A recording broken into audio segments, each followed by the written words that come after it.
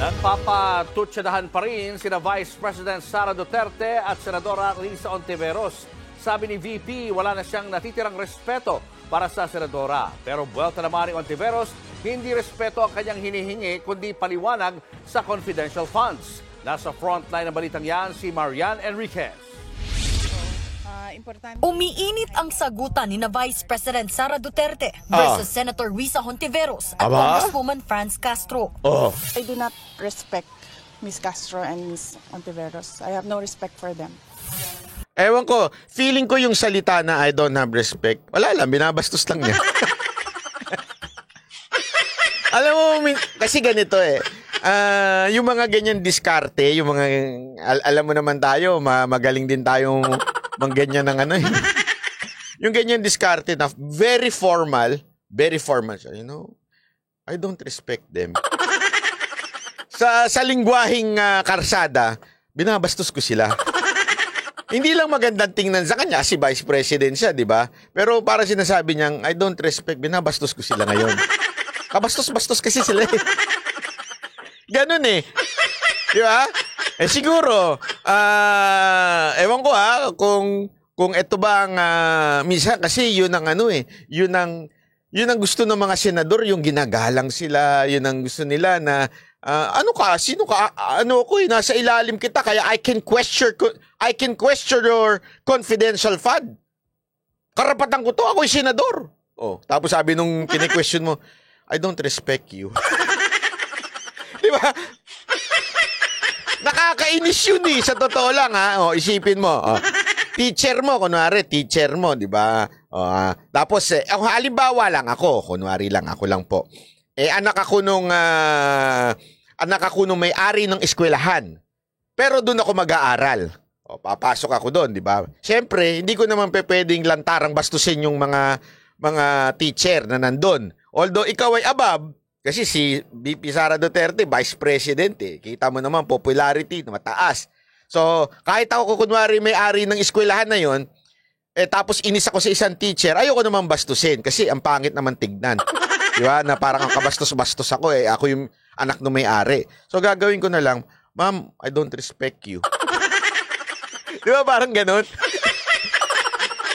So, kay VP Sara, parang sinasabi niya, ano masasabi mo dito ay Hontiveros at saka na parang minamaliit ka o parang kasi power trip na yan Power trip na yung ginagawa ni Hontiveros at saka ni Castro porket sila ang nagde-deliberate ng budget ng OVP, Office of the Vice President.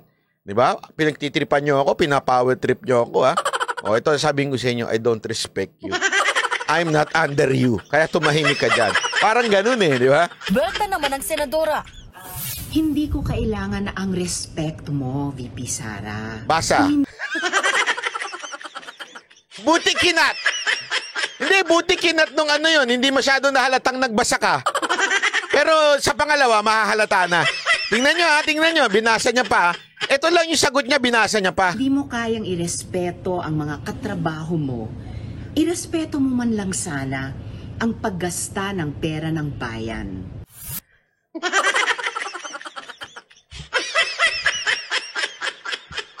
Alam mo kung ano sinabi niya? Kung hindi mo kayang irespeto yung mga katrabaho mo, respetuhin mo naman ang taong bayan. Pero binasa mo pa yun, Ganun ka kaano. Ganun, pasensya na po, Senator Hontiveros. Ako may tanong lang. Ako simpleng tanong lang. Are you stupid? Question yun, Linawin ko lang. Senator Hontiveros, are you that stupid? Tanong po lang yun. Hindi naman po yun pagiging judgmental. Kasi ultimong sagot mo, ganun ang sagot mo, kailangan mo pang basahin? Ano ba yun? Sorry po, Senator Hontiveros. Unless, if you're saying, ganito lang kasimple, why did I ask that question na, are you stupid? You know why? Because may kasunod yun na tanong. Ano yun? If you're not stupid, if you're not stupid, therefore, yung mga sinasabi mo, hindi nanggagaling sa puso mo. Di ba? para lang sa kalinawan natin hindi ko ho siya nilalait na stupido siya. Hindi yon. I'm questioning her na stupido ka ba? Ba't kailangan mo pang magbasa? Siyempre ang sagot doon, hindi ako stupido, kaya nga ako naging senador. Sige, hindi ka stupido. Ba't mo binabasa? Ibig bang sabihin nun, yung mga sinasabi mo wala sa puso? Sabihin naman ng iba, porket ba binasa wala sa puso? Hindi. Kung ikaw mag-i-speech ka sa maraming tao, I suggest you read it. Why? Kasi baka madiskaril ka, maraming distraction, maraming technical problem, nakakahiya, may stage fright ka, pwede yun Pero yung sasagot ka na nga lang, sa sarili mong video, ginawa mo yung video mo pang sagot. Kay Sara Duterte, kailangan mo pa talagang basahin na napakasimple lang naman ng sinabi mo. Kung malalim, maintindihan ko. Maintindihan ko yung kung malalim di ba? Maintindihan ko yung kung talagang malupit at talagang masalimuot ang mga pinagsasabi mo. Pero sinabi mo lang kung hindi mo kayang respetuhin ang sarili mo, ang mga nasa paligid mo, respetuhin mo ang taong bayan. Yun lang, hindi mo pa masabi. Anong klase ka? Ako meron ako suggestion sa iyo Madam Senator Ontiveros at sa kanyang mga staff. Huy, bumili kayo ng teleprompter, mura lang yun. Punta kay Lazada. Hindi, ito suggestion ko na sa inyo para naman mapahiya na, hindi ko alam, mabuking ba siyang tanga siya o wala sa puso niya yung sinasabi niya. Gumamit kayong teleprompter. Mura lang na yun. Dati mahal yun Ngayon pwede na yung cellphone mo ang gagamitin mong teleprompter. Oo. Meron pa kang app na ganun May app na ganun. Video mo, di ba? Bibidyo mo. Tapos sa ilalim ng camera mo, lumalabas na yung message. Makikita mo. Kaya ang gawin mo, sikreto nun, layuan mo lang. Kasi pag malayo ka, ito, tinuturuan ko na kayo Baka pwede sumunod naman kayo dyan. Ano ba?